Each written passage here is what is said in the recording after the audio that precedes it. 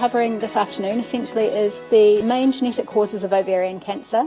The thing that I always get asked, which is the differences and similarities between BRCA1 and BRCA2, why it matters in terms of your treatment options, the program that we run, which is looking at expanding access to genetic testing for ovarian cancer patients, and then finally some of the other genes, which increasingly may become important when it comes to management of ovarian cancer going forward. So just very basic stuff to begin with, and there is a reason for this.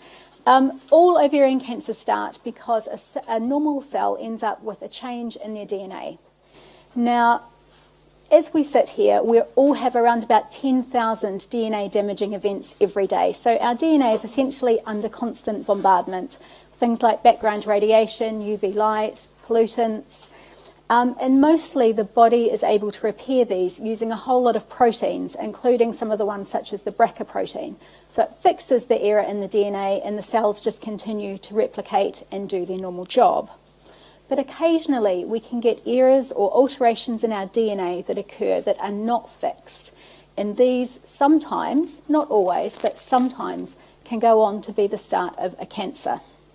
And this happens because instead of the body being able to recognise that you have a faulty cell and kill it off or essentially have it undergo suicide, what happens is that the cell escapes those normal mechanisms by the mutation that it's obtained, and it essentially is able to undergo uncontrolled growth and stop itself from dying. Essentially, your normal cells are well behaved and they form nice, straightforward layers, and they're orderly. You can look at them under the microscope and they look very pretty. When you get some damage to your DNA that causes a mutation in the cell that allows it to escape or to change, it starts to become disordered, and it grows in a disordered way, it evolves in a disordered way. So instead of nice, even sheets of cells, when you look at something under a microscope, you see a horrible jumble of things which sometimes aren't even recognisable as the cell that they started from. So sometimes it's even hard to tell that this was an ovarian cell to start with. And these cells can multiply much faster than our normal cells, and this is how you essentially go on to develop a tumour. So a small number of people in the population will have inherited an alteration in one of these genes that is responsible for picking up on these errors and fixing them. And if you have inherited an error in one of these genes, it means you are more likely to go on to develop certain types of cancers as a result of this. So you have a higher chance of developing tumours, and the risk starts at an earlier stage. And this is obviously very important to know about because these are inherited. So if you have inherited it, then your other family members may be at risk as well. So when we look at ovarian cancer, up to around 1 in 6 people with ovarian cancer will have inherited an alteration in one of these DNA repair genes. And the most frequently affected genes are BRCA1 and BRCA2, or as they've essentially been rebranded, the Angelina Jolie genes. Now, these specifically cause an increased risk of breast and ovarian cancers for females, and with BRCA2 there are some smaller increased risks for males as well. But it's not just BRCA1 and BRCA2 that are important for ovarian cancer. We know that actually about 2% of people with ovarian cancer will carry a gene alteration in one of 4 genes, which collectively we call the Lynch syndrome genes. So these are MLH1, MSH2, MSH6, and PMS2. And these can give people an increased risk of bowel, endometrial, which is the womb, and ovarian cancers, depending on the gene that's impacted upon. So a little bit about BRCA1 and BRCA2. BRCA1 we've actually known about since 1990, and BRCA2 was actually identified in 1994 at the Institute of Cancer Research, which is the university arm of the Marsden. So it's, if you like, one of our favourite genes. Now the names mean breast cancer susceptibility gene 1 and 2, and I'd just like to point out that there is no mention of the ovarian cancer in that first description. And that is because the original families that were studied to find BRCA1 and BRCA2 consisted of families that had large numbers of early onset breast cancer, so people being diagnosed in their 30s with breast cancer. They subsequently looked at more families, including those with large numbers of ovarian cancer and even ovarian cancer-only families, and found that BRCA1 and BRCA2 were the genes effective there as well. And I always think that if they'd renamed them something like BRCA, breast and ovarian cancer, then we might not be forgotten about so much. But anyway, the breast cancer genes they are. So when these genes were first discovered, essentially testing was very, very limited. So to get testing in the 1990s or even up to around about 2005, we could only test for parts of the gene. We couldn't test the entirety of the gene. The testing was very, very expensive, so it was about £10,000 to be able to do a limited section of the gene. And it took a very long time, so it could take up to a year to sequence a part of either one of the genes. So because of this, genetic testing was something that was offered only to a smaller number of people who had what were considered to be very high-risk families. So people where there were lots of people being affected with breast and ovarian cancer over multiple generations. But thankfully, things have moved on a little bit. Our techniques are now much better. We can do this testing much faster. And of course, because we can do it much faster and we have better techniques that can do a lot of testing at the same time, it is also much cheaper. So for example, these days, I can do a full screen of the BRCA1 and BRCA2 genes in around 3 weeks for about £300, which is completely different to what it was 10 years ago. So what's the difference? Essentially, if you have a mutation in either BRCA1 or BRCA2, you have lifetime risks of breast cancer of up to 80%. And the bulk of this risk begins from the sort of mid-30s onwards. So the ovarian cancer risk does vary more significantly between the two, and it depends on which paper you read and how many families had lots of cases of ovarian cancer and how many just had a few. But everyone agrees that if you've got an alteration in BRCA1, the lifetime risk is up to 60%, and with BRCA2 up to 30%, but with very wide ranges within that. The ovarian cancer risk tends to come later than the breast cancer risk. So we very rarely see people sort of under the age of 40 with ovarian cancer due to alterations in these genes. Most of the people who have an alteration in this gene will start to be at risk from sort of the mid-40s onwards in terms of the bulk of their risk. And we don't see sort of people in their teens and things with ovarian cancer due to these genes. BRCA2, as I said, also has more risks for the males, so there's a small increased risk of male breast cancer and also a risk of prostate cancer for males with BRCA2 that we haven't clearly seen with BRCA1. But this is also one of the reasons that I'll talk about a little bit more later. But if these genes have been passing through lots of males in the family, sometimes we don't see a lot. So sometimes it looks like these genes can be skipping generations because males can carry the gene alteration and pass it on, but they don't often get cancer themselves from it.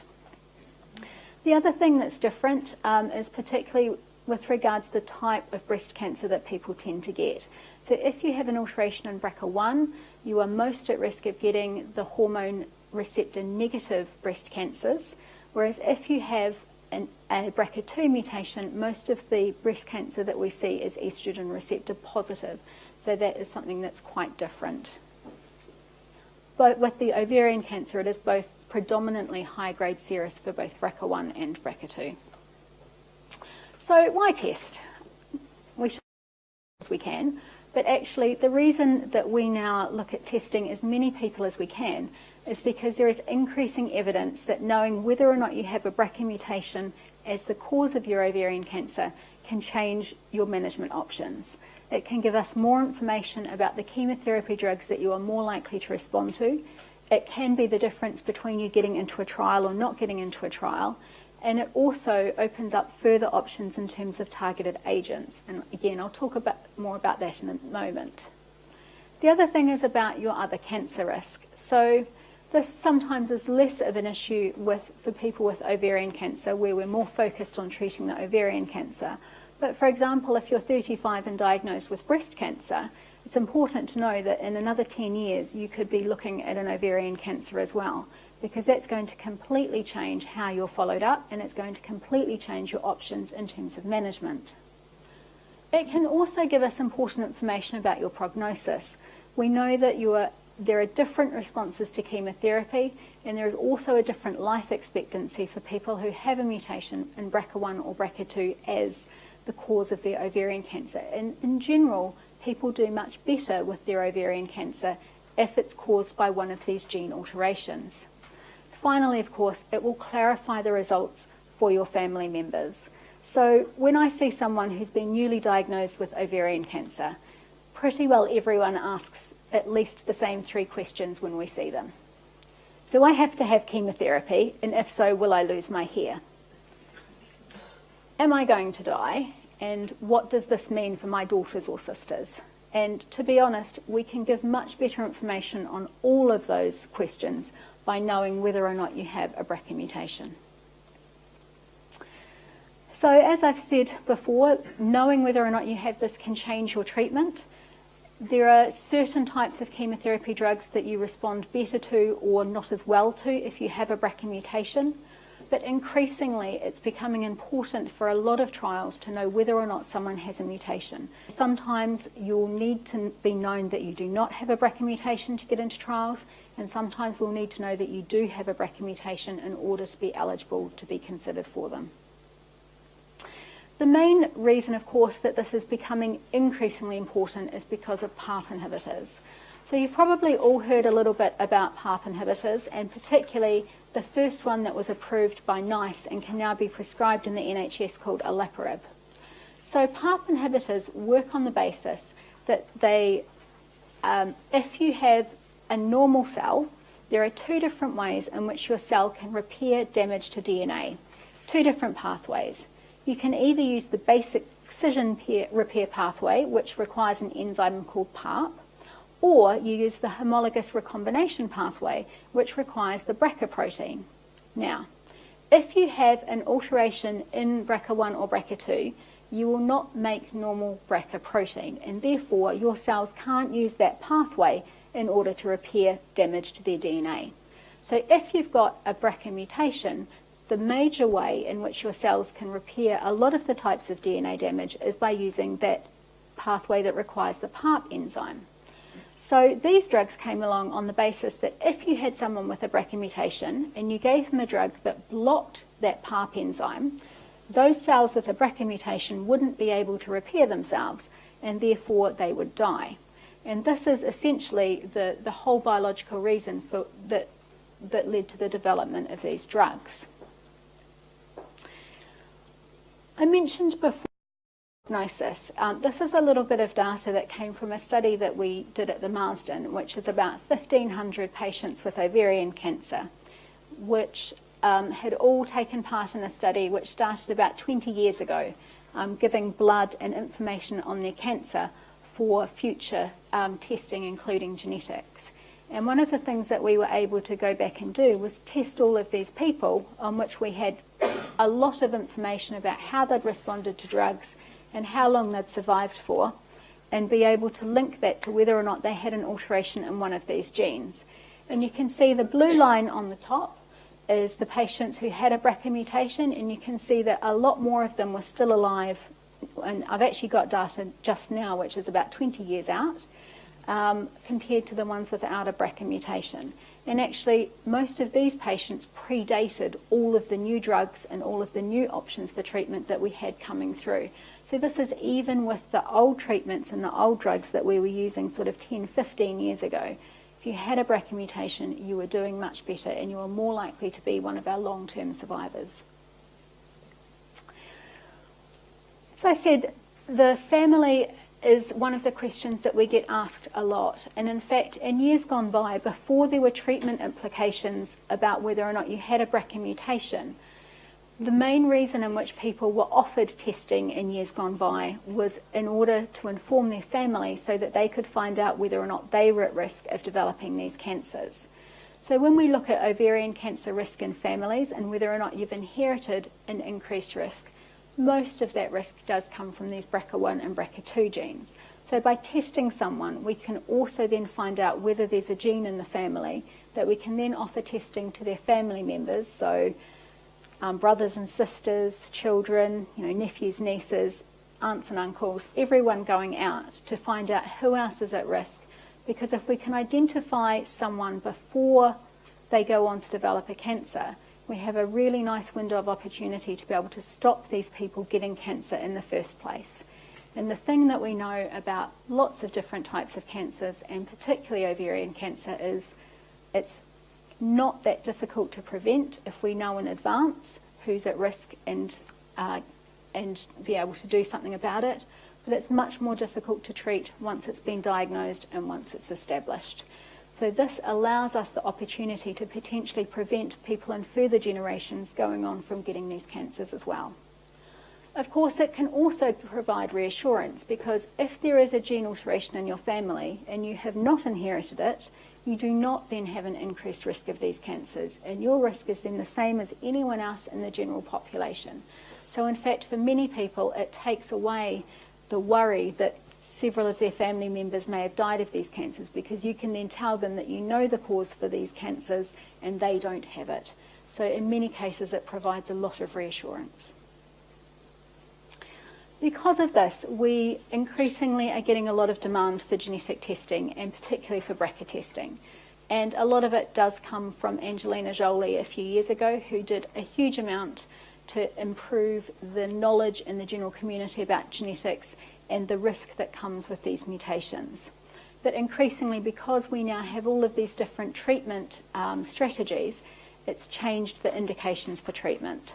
Because I can now do a test very quickly, when I see someone in clinic and I'm trying to think about what's the best treatment to give them next, or the best treatment to start with, I can now order a test and have the result back by the time they've had all of their other investigations done. So they come back with, their heart scan, their kidney test, their CT scan, everything else that we need, by which stage I also know from their genetic testing which is going to be the best treatment for them going forward. So it allows me to incorporate these results into their management plan. And of course, I do joke about this, but it is pretty much mandatory to have a picture of Angelina Jolie if you do a talk about BRCA1 and BRCA2. So just in case they're checking, this is my picture of her. So the way in which we do genetic testing essentially had been the same for many, many years. So the traditional genetics model consisted of someone, be it a GP, an oncologist, a surgeon, family history clinic, someone sitting down with a person and taking a family history of which cancers were in their family, trying to pick out the people who had strong family histories and therefore needed genetic testing, and then referring them into a genetic service for BRCA testing. But there are problems with that. So actually, if you look around the UK, and even worse if you look around parts of Europe, there are places in the UK where many people will wait up to 12 months for an appointment in a genetic service. And the average wait in the UK at the moment to be seen in a genetic service is around about 5 months. The other issue is that genetics departments can set their own thresholds on testing. So we have nice guidelines that state that anyone who is felt to be at a 10% chance of carrying a BRCA mutation should be offered testing. But those guidelines also say that you should make that 10% threshold based on family history. So there are a lot of places around the country that still insist that you have a strong family history in order to get testing.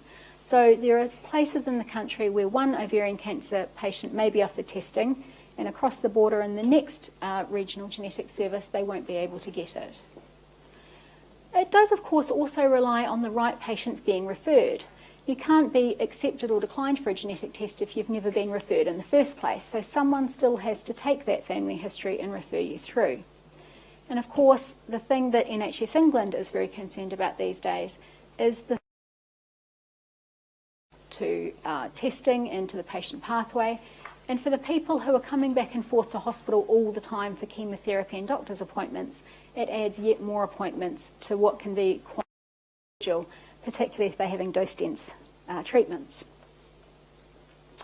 Now, the other problem with this whole thing is that we know that historically ovarian cancer patients were always under-referred to genetic services.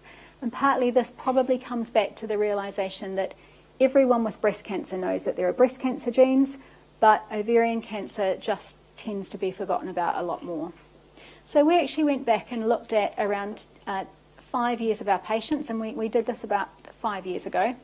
And we found that over that period of time, only about 10% of patients were being referred for genetics.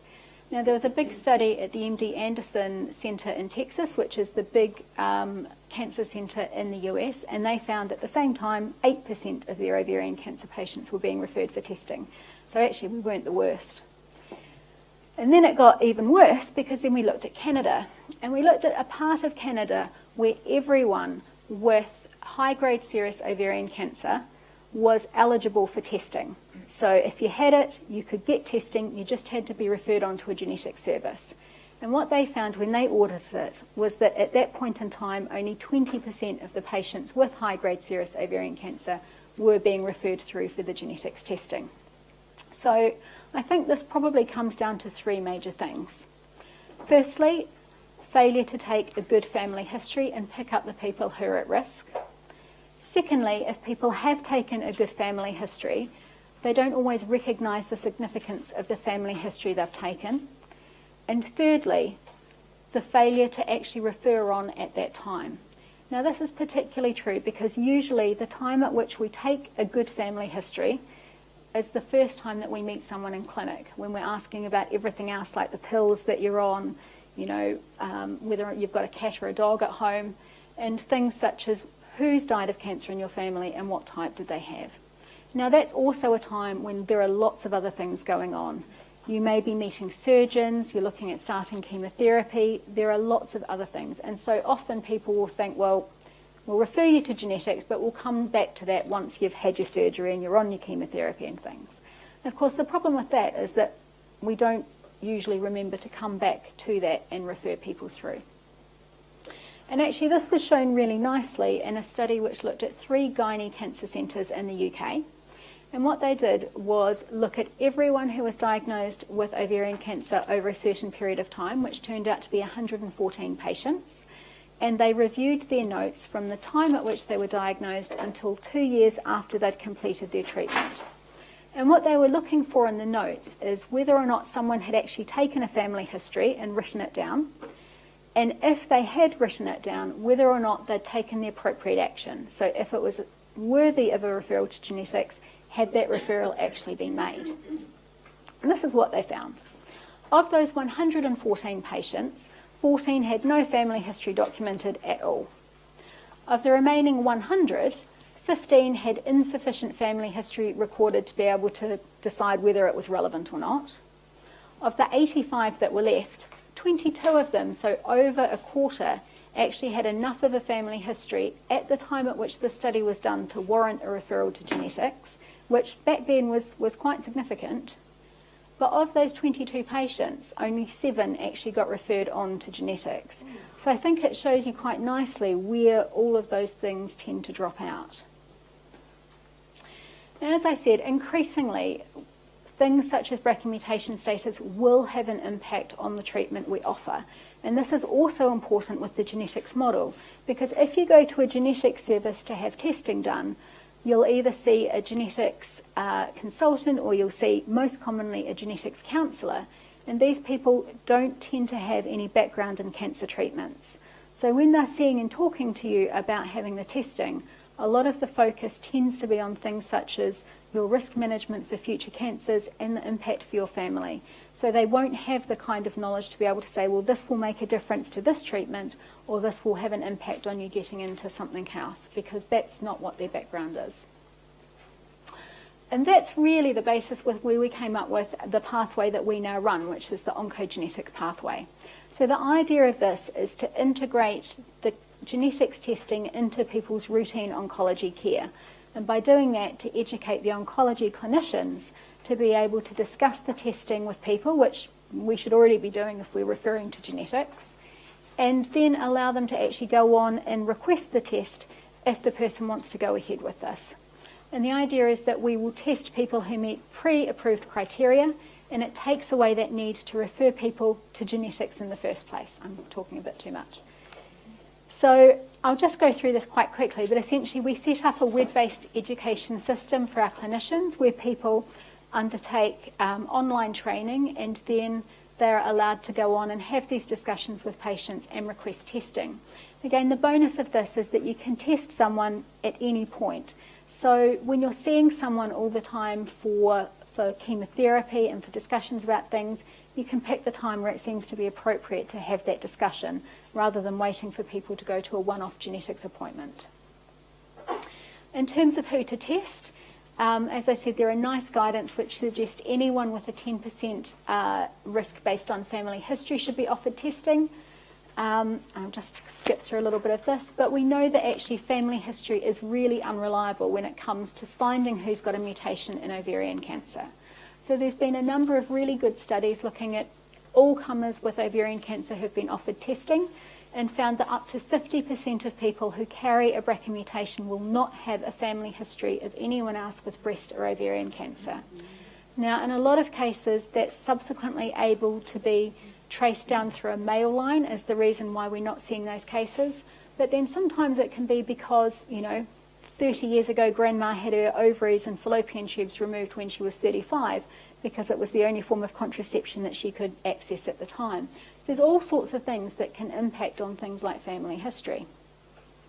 So we looked at other ways of doing it, and essentially this meant me sitting down with thousands of studies looking at everyone who had been offered genetic testing and looking at the types of ovarian cancer that they had. And when I went through it, we found that essentially, if you're looking for a 10% threshold, anyone with high-grade serous, endometrioid, ovarian cancers will easily make that 10% threshold. Clear cell, which is quite rare, is a little bit below that. But essentially, if we looked at everyone with non-mucinous ovarian cancer, so that's about 97% of the ovarian cancer in this country, you'll all make that 10% threshold. And so that's who we decided we should be offering testing to. So we have patient information sheets that we give to patients when they come to their oncology clinic about why they're being offered a test and what it means. And then we have other information sheets that we give patients back with their results, whether they have a gene alteration or not. The idea of this is that you come to your normal oncology clinic appointment, and as well as everything else that we do, the oncologist gives you some information about this, and you have the opportunity to discuss that either then or at a later date if you want treatment, if you want testing. When people do decide that they want testing, they sign the consent form with the oncologist, and then they give their blood and it goes off to the lab. And then those results then come back via the genetics department and are sent directly to the patient. So you get a letter with your results within 3 weeks. If you don't have a gene alteration, then you don't routinely have to come to the genetics service. If you do have a mutation, when you get your letter, you'll also get your appointment for the genetics clinic, which is usually about 2 weeks' time.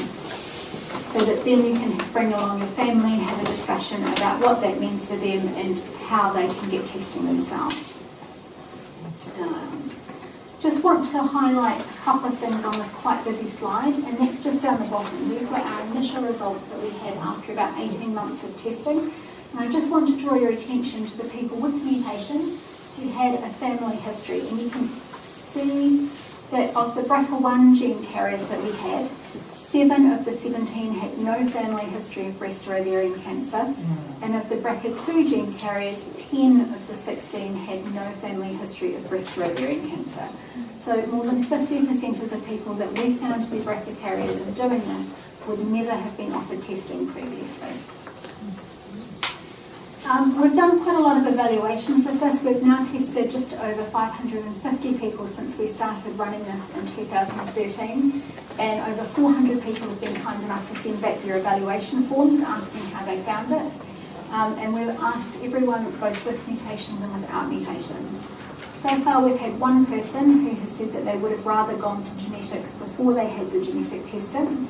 And interestingly, that was a person who didn't have a gene alteration. But everyone who has replied so far has said that they were very happy to have the gene test and happy to have it done within their existing oncology appointment without having to go elsewhere.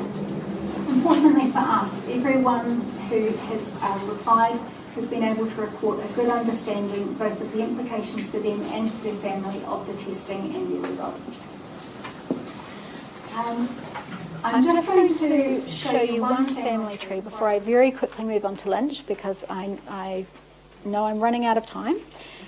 This is one of our first families that came through the mainstreaming program.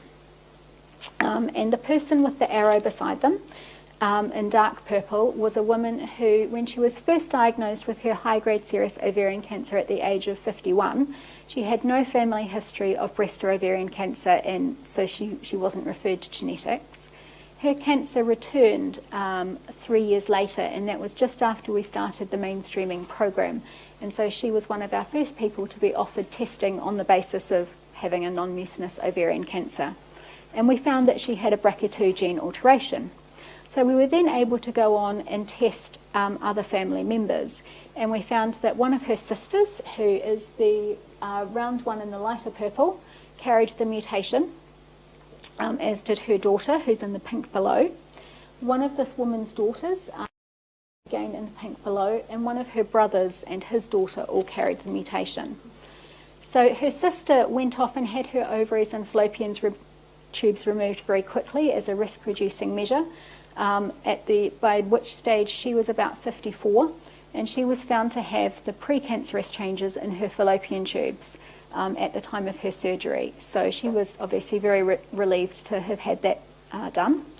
And the brother who had his testing, he obviously is fine, but his daughter was 32 and she went along for her first MRI scan of her breasts, and she was actually found to have DCIS, which is the precancerous stage of breast cancer, on her first screening MRI. So this is one of those families where we feel like we've been able to make a bit of a difference by offering testing. And we've got a fair few similar stories building up now. So I think the good thing about this is that when you're offering testing to patients, you generally have a bit of a relationship with them already, so you can have more of a discussion about the wider implications for them, for their treatment, and also for their family. They don't have to come back for another hospital visit and another blood test. They can have it done when they're having their routine chemo bloods or when they're having their routine visit, which can be quite nice because, to be honest, you have to tell your story many times to many different doctors, and the last thing you want is yet another one. And NHS England hopefully like it because for them it comes in as something that's highly cost effective. And we've put together a proposal for them to see if they would fund this across the UK, because actually we've shown that by just offering this testing to women with ovarian cancer, because of the downstream effects and the number of people that it prevents from getting cancer in future, it saves the NHS significant amounts of money as well as saving lives. I promise I only have a couple of slides left. I'm just very quickly going to mention Lynch syndrome. So Lynch syndrome is the other syndrome I talked about at the start, which is caused by alterations in one of 4 genes and is also associated with bowel cancer and endometrial cancer. So 2 of those genes, particularly MLH1 and MSH2, give people who carry an alteration in one of these genes more than a 10% chance of developing ovarian cancer. Those 2 genes make up about 90% of the Lynch syndrome, so those are by far the most common ones that we see in this country. This is one of our Lynch families, just to show you what that looks like. So the person in very dark purple was a woman who was diagnosed with ovarian cancer at the age of 46. She had a clear cell ovarian cancer, which is something we see more commonly in Lynch syndrome. At the time at which we tested her sister had died of endometrial or womb cancer at the age of 39, which is quite young. And her dad had died of bowel cancer at the age of 56. So we went on and did testing for her and found that she carried an alteration in the MSH2 gene. And we subsequently went on to offer testing to her other family members and found one of her sisters and her brother carried an alteration in the same gene. So her sister was 49, so she's gone on to have her womb and her ovaries removed, and both she and the brother are now getting regular colonoscopies to try and manage that risk. The other thing that is very interesting about ovarian cancer is the option of taking aspirin to prevent cancers if you have Lynch syndrome. So there was a study in 2006 called the CAP2 study, which looked at people with Lynch syndromes and giving them 600 milligrams of aspirin a day. So for people who can remember, that's the 2 aspirin that you used to take for a headache before we had paracetamol and ibuprofen so easily available, or sugar pills. And what they found was that if you were on the aspirin and you had Lynch syndrome, then you had a 60% reduction in developing the precancerous lesions and a 40% reduction in in developing the invasive cancers, both colorectal and the non-colorectal cancers. So following on from this, there is a study that is now recruiting across the UK for people who have an alteration in one of these genes, which is looking at different doses of aspirin to see if the dose of aspirin is important in terms of how much reduction in cancer risk you get. So if you go onto this, you either take 600 milligrams, 300 milligrams, or 100 milligrams a day for 2 years, and then go on to 100 milligrams a day for another 3 years thereafter.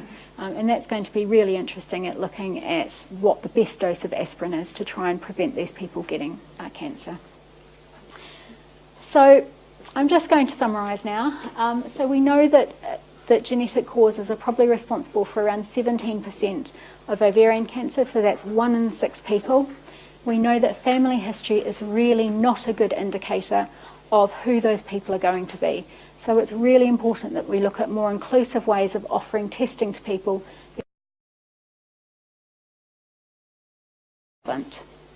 Increasingly, people are starting to move towards histology, as we've done by offering testing to non-mucinous ovarian cancers. But essentially that's still not routine around the country. And the reason that this is so important is because testing does have major implications, both for treatment options as well as preventing other cancers in the family in future. And I'll open now to questions.